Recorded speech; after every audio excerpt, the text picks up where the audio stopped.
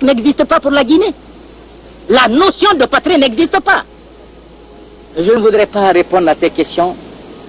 Nous voulons faire l'amitié, tenant compte de l'identité et aussi de la différence. L'identité, notre commune volonté à coopérer sur la base de l'égalité dans l'intérêt de la France et de la Guinée. La différence, je suis guinéen, vous êtes français. Des siècles de réserves de bauxite,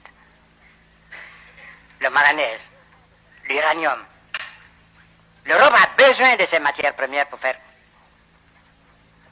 donner du travail à ses hommes, à ses ouvriers.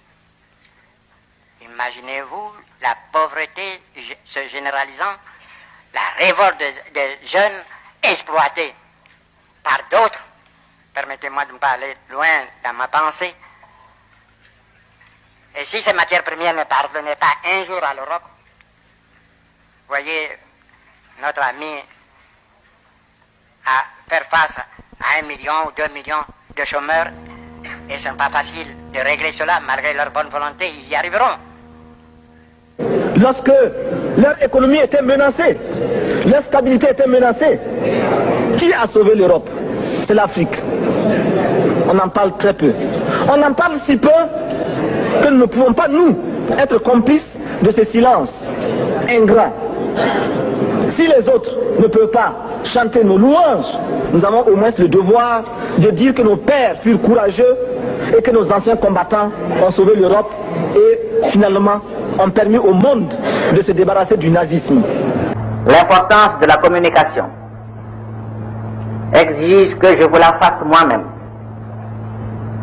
À l'heure qu'il est, l'ambassade de France en République du Mali est informée par mes soins de la décision de mon parti et de mon gouvernement de voir la France évacuer les bases militaires de Bamako, de Kati, de Gao et de Tessalit, qu'elle occupait du fait des accords franco-maliens signés à Paris le 22 juin 1960 entre elle et la Fédération du Mali et qui deviennent caduques.